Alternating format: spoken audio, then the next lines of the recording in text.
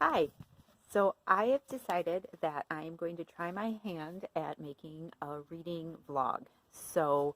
I had several people ask me to let them know what I thought about this book after I read it. And this book is The Ballad of Songbirds and Snakes by Suzanne Collins. It is the prequel to the Hunger Games series, which I had just finished reading as a reread earlier in the year. And normally, when I read a book, I would post that I read it and then just give a little synopsis of what I thought about it. And so I thought it might be fun to try my hand at doing a reading vlog.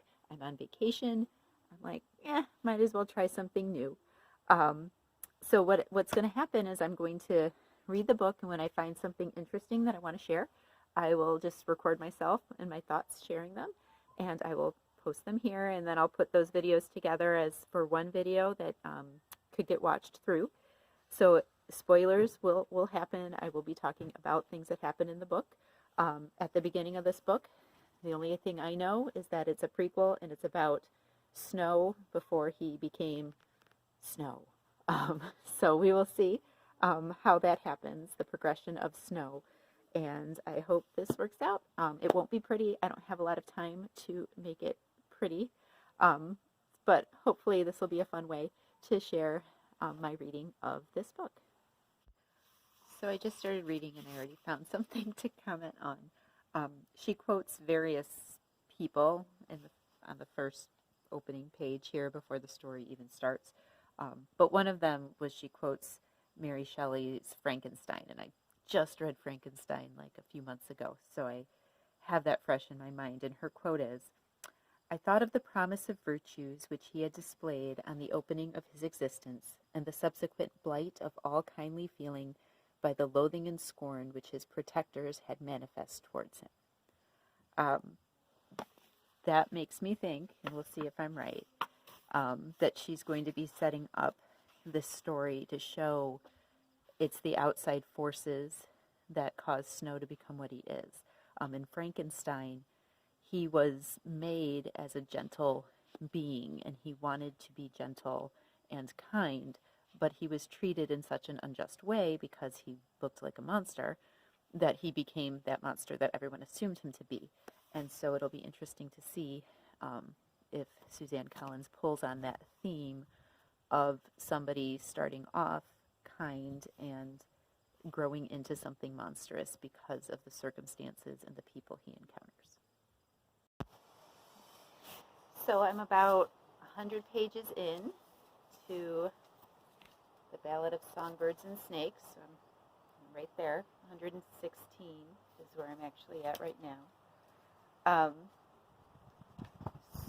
And I'm also here on vacation. Chip is building a bunk bed. So when you hear that in the background, and there's Ben playing some football, just, hey, we're on vacation, and he likes to build stuff on vacation. But anyway, I wanted to kind of it's about 100 pages in. I thought I'd, record something here, just what's happening so far. Of course, we've been introduced to a lot of characters. I'm assuming most of the characters. We've been introduced to a lot of characters here. Most notably Snow, who I'm not even going to try to pronounce his actual name.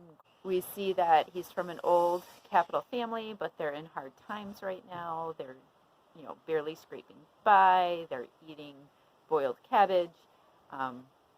He's not the all-powerful Snow that we're used to seeing. So it's setting up that he's coming from more humble beginnings, even though his beginnings weren't humble.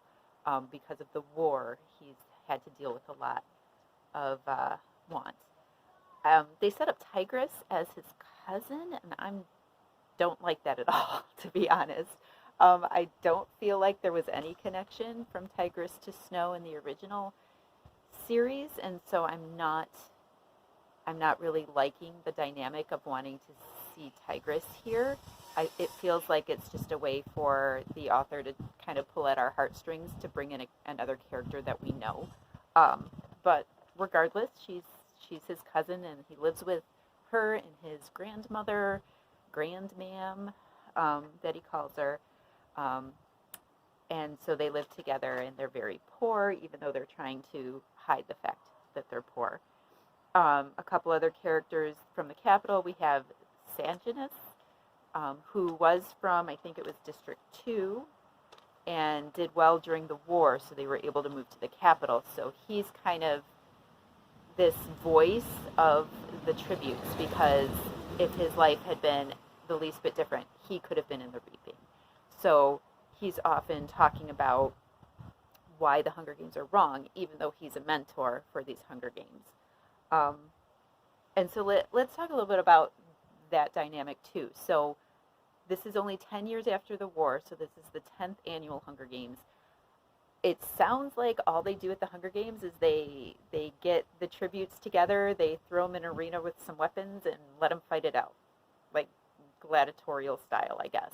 And so, of course, the stronger ones are more likely to survive than the weaker ones. And nobody likes to watch it. Nobody in the capital, nobody in the districts. It's horrible because you're just watching people kill each other. Who wants to see that? Like, any normal person wouldn't want to see that. And so Snow and his fellow students, they're all like seniors in high school, kind of.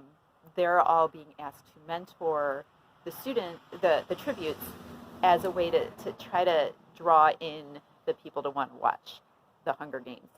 And so they're also being asked to give ideas for how to make them more interesting. So it's actually Snow that comes up with the idea of gambling, like betting on them, ranking them, giving them different standings, and then also letting people help the tributes, like giving them food or giving them other things while they're in the arena. So those were ideas that Snow came up with for trying to make this more palatable. Like, who wants to watch kids killing other kids? Like, just, that's brutal and gross, and nobody wants to do it. So the game makers are like, well, how do we make people care, and how do we make them want to watch? And so had it not been for these ideas from Snow and others, the Hunger Games might not have lasted very much longer because nobody would care. So it's just kind of interesting that it's making people care about the games. And then the other kind of big thing is, of course, we were introduced to the girl tribute from District 12, which is, of course, the one that Snow is supposed to be mentoring. And her name is Lucy Gray Baird, and she is a character. She enters the scene. She's picked in the reaping. She immediately puts a snake down another girl's dress, and then when she's on stage and like she's beaten up by the father of the girl, she put the snake down her dress.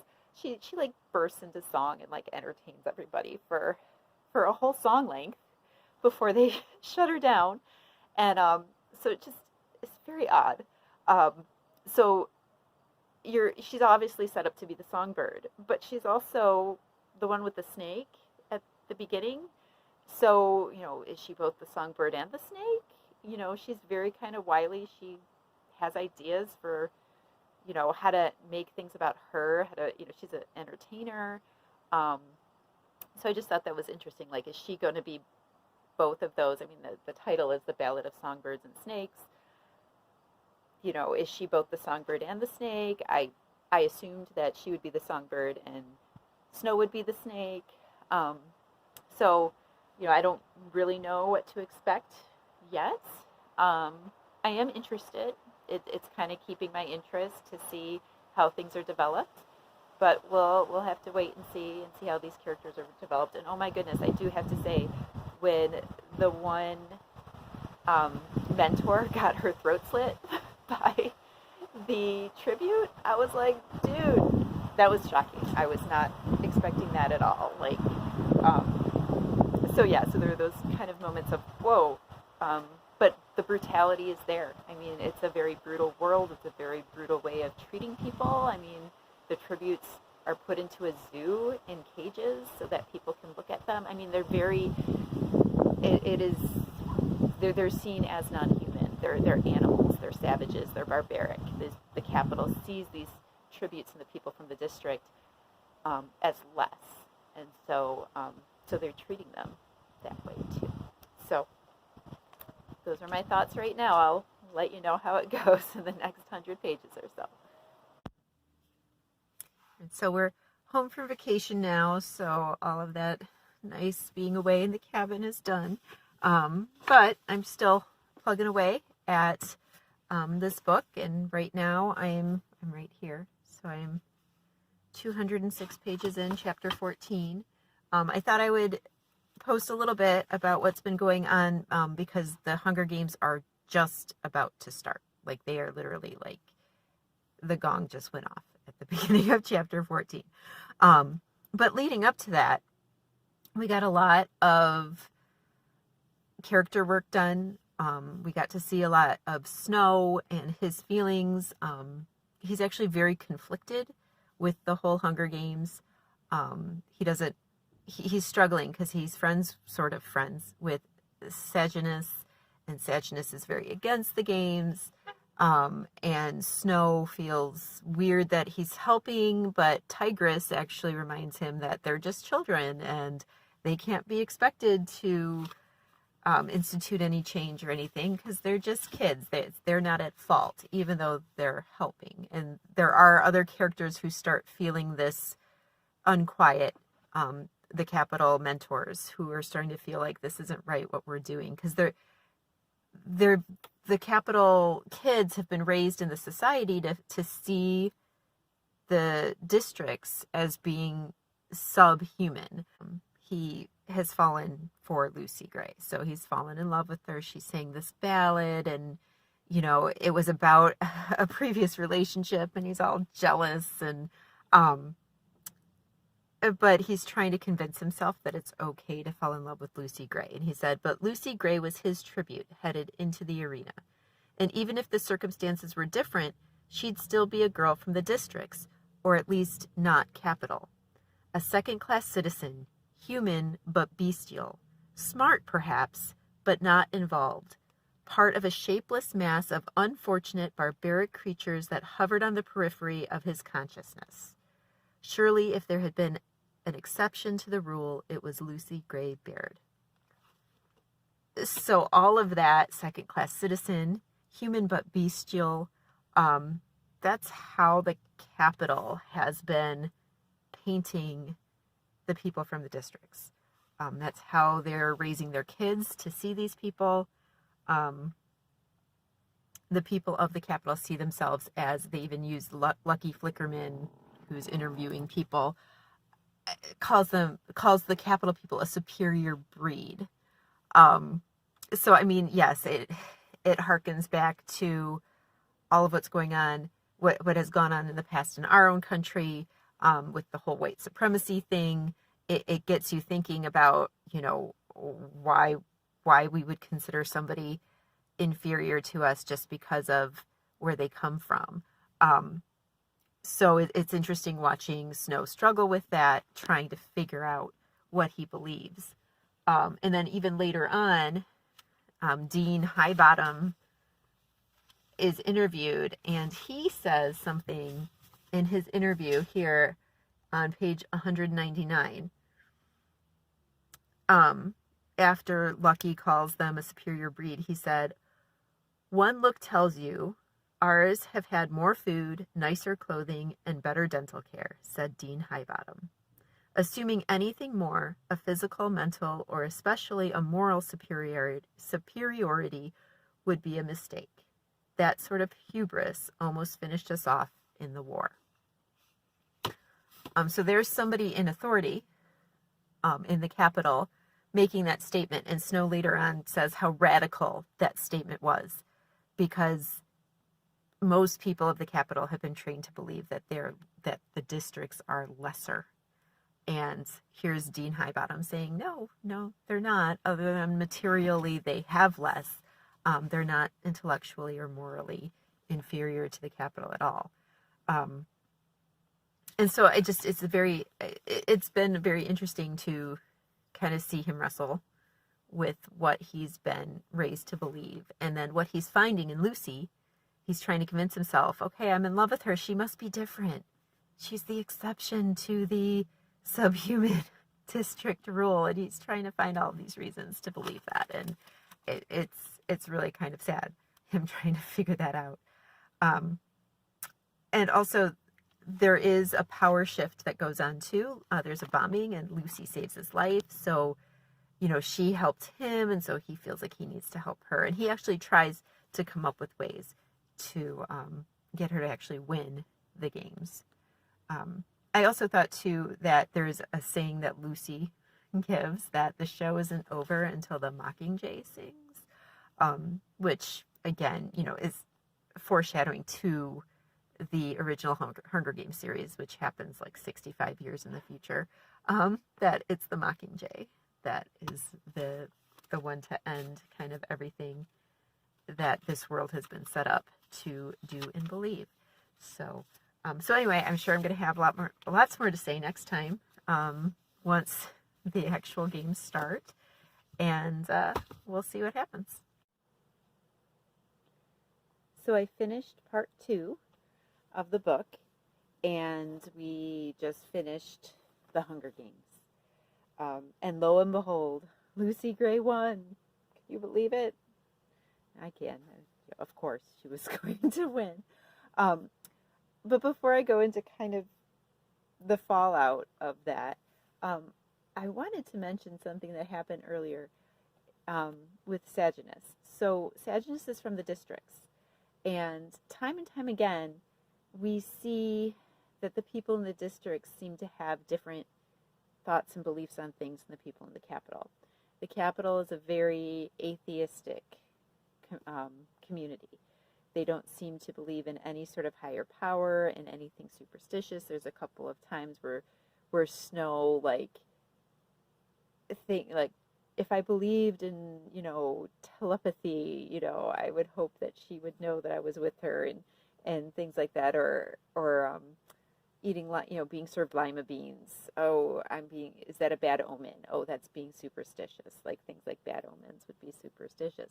And then we see some people from the districts who seem to have some sort of religion, or some throwback to a religion. So I don't know if religion is widely practiced in the districts, but we see 2 different sort of death rituals, which I found very interesting. So Saginus, the friend of Snow, who was from District 2 and now is living in the capital, he sprinkles bread on a person who has died and says some words.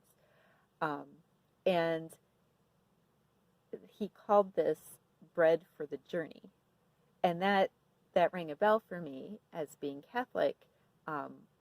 We have a term in Latin called viaticum, which means bread for the journey, or bread, provision for the way.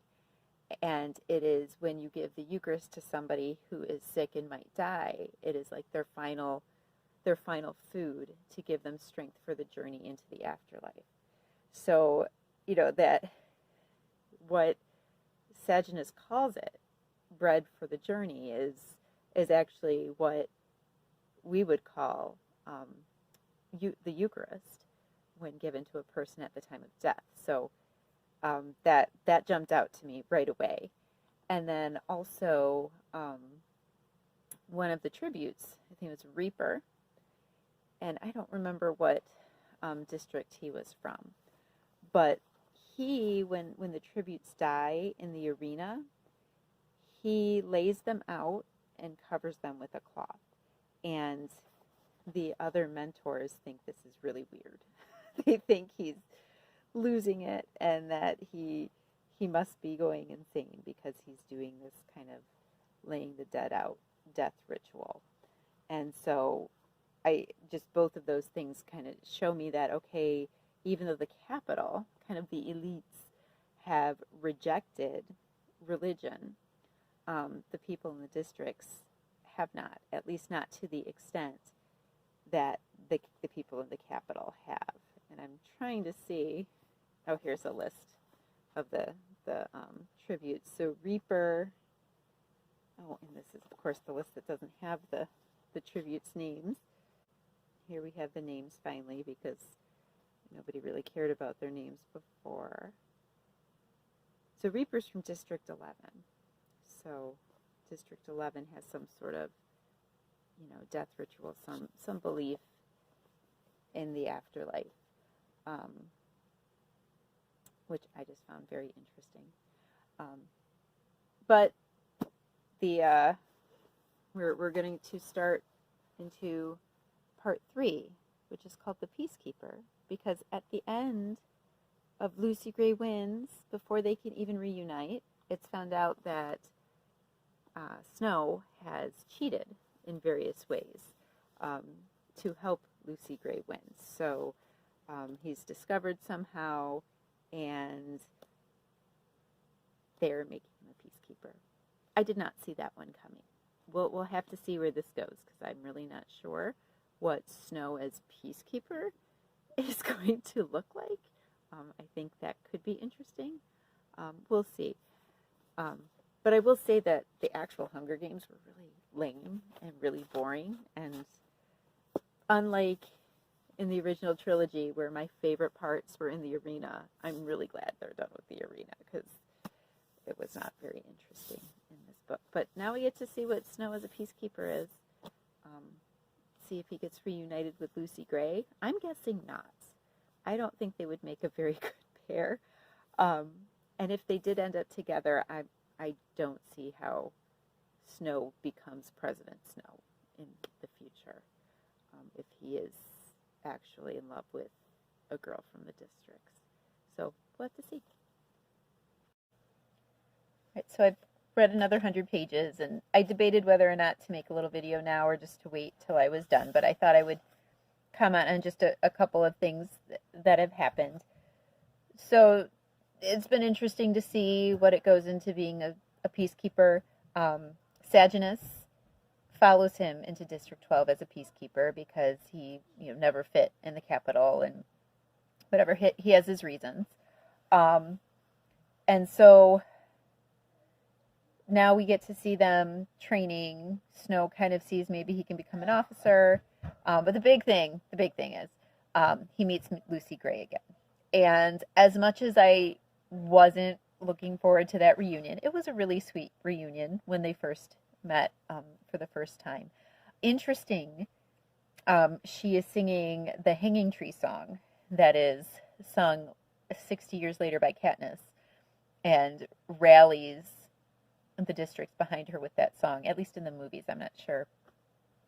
They used it in the movies. I'm not sure if they used it in the books quite to the same extent. But that Hanging Tree song was either written by Lucy Gray or a song that she knew. But I think they're trying to show that she actually wrote it, which is kind of cool. It's also, Snow does not like the Mockingjay songs. He does not like the harmonies of the old music that sound like Mockingjay sound. Like, he is just, there's something in him that just does not like Mockingjays just from the start. And then the other interesting thing that happens in these pages is that Saginus, kind of the misfit in the capital, is starting to get together with some rebel factions in the districts, which is not all that surprising. And so we'll see how that develops. We have about 100 pages left, and something's got to come to a head. Something's got to happen that's going to make Snow tip toward the capital and just see the districts as worthless. Either Lucy Gray's going to die, or Lucy Gray's going to do something to anger him, or something. Something's going to happen. And if it doesn't, I'll rail against that when we get there. So, I just finished this book.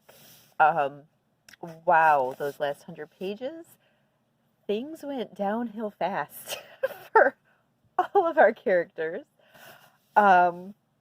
We start with, Saginus getting even more involved in the rebels, and Snow finding out, and Snow recording Saginus is talking about the rebels with the Jabberjays and sending them to Dr. Gall, so basically, betraying his only friend.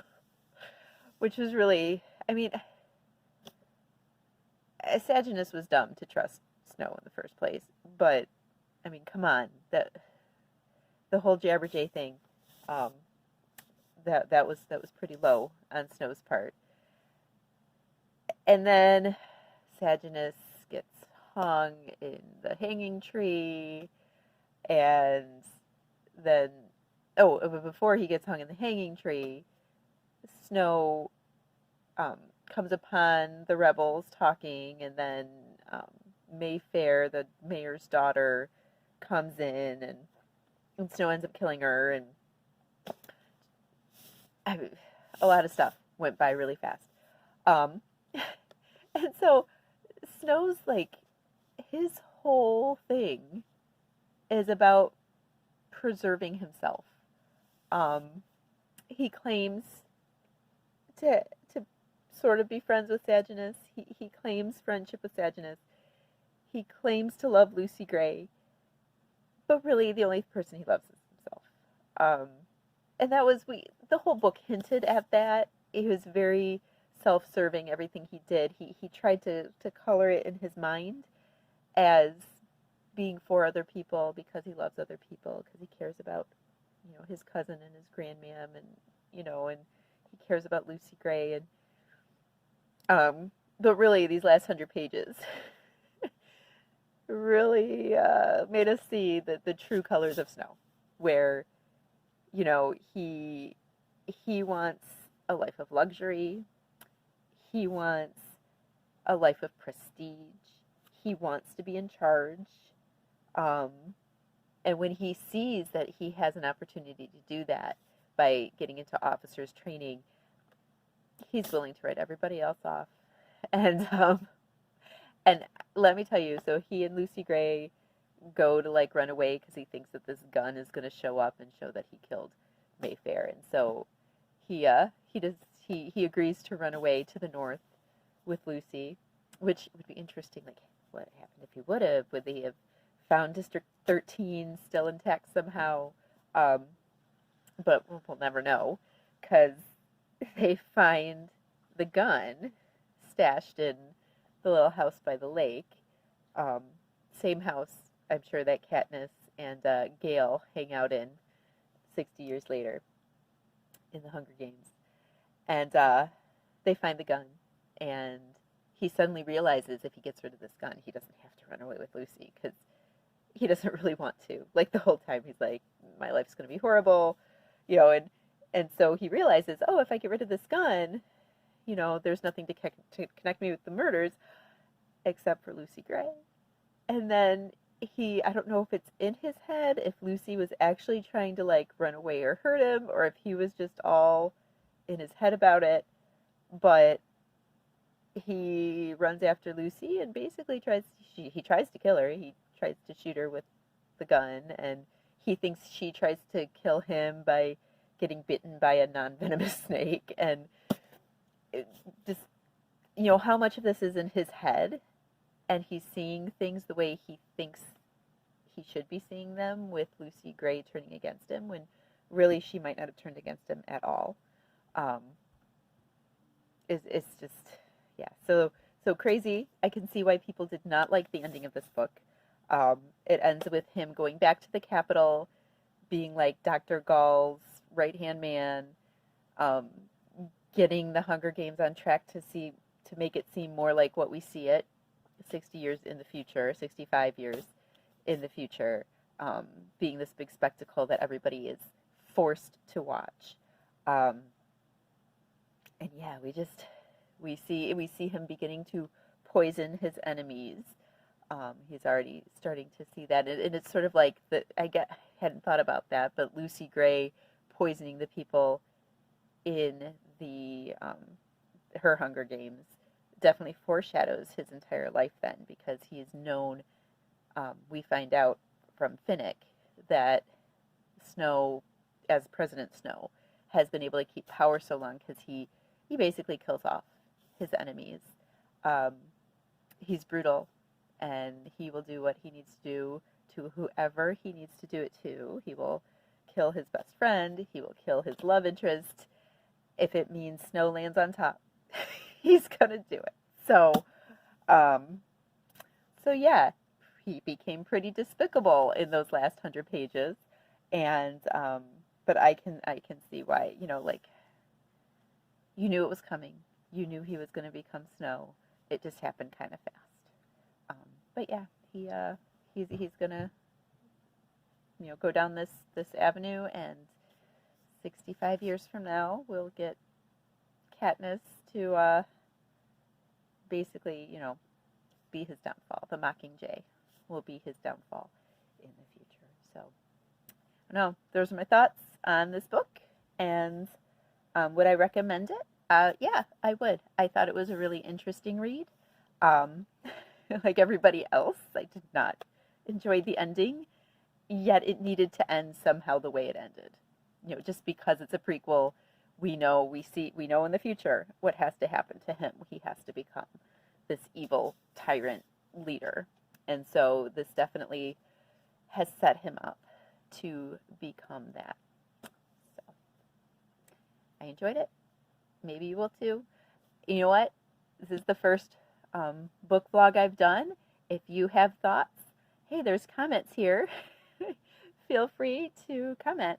And depending on if people enjoyed this, I might do another book vlog. If there's a book you want me to read and do this sort of vlog about, put that in the comments too. But maybe I'll do this again. Maybe I never will. I don't know if people will actually watch this whole video blog, but I enjoy watching people's book vlogs. So I don't know. So if you like it, let me know, and hope to hear from you in the comments.